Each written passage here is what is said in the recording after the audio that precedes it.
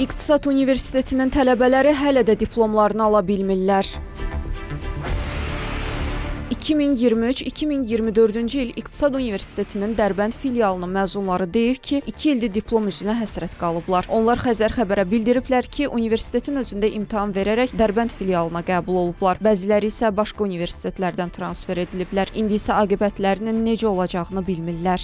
Birinci, ikinci kursu getmişik, fərdi dərslərdə oturmuşuq.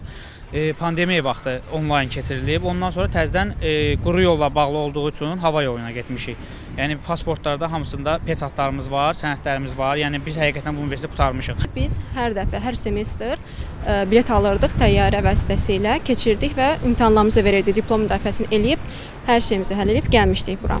2023-dən də bizə də xəbər verdilər ki, 2023-dən də diplomlar verilmir.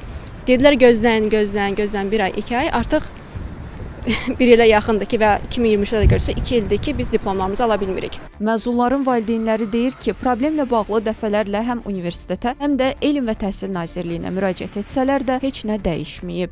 Nazirlik iddia eləyir ki, biz dimdən kənar ora qəbul olmuşuq. Ancaq ora başqa cür qəbul olmadığı üçün, yəni heç başqa cür girməyə də şans yoxdur. Yəni onların nizamnaməsində, onların qaydalarında necədirsə, biz tələblər necədirsə, o cür qəbul olmuşuq ora. Bütün dərslərdə iştirak edib, bütün qanuni samolyotdan gedib gəlməyi, quru yollar bağlı idi. Samolyotdan gedib gəliblər, bütün peçatlar hamısı da var pasportda.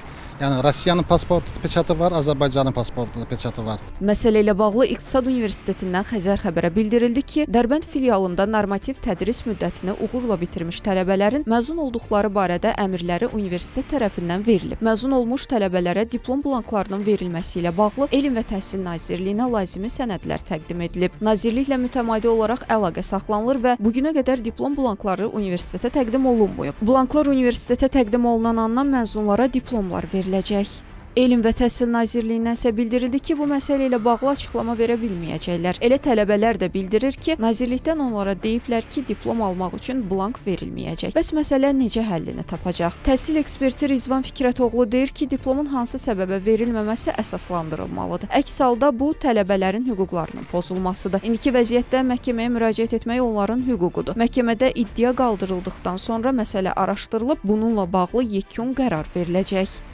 Aynurə Xudaverdiyeva, Yusif Kərimli, Üzeyir Ağayev, Xəzər xəbər.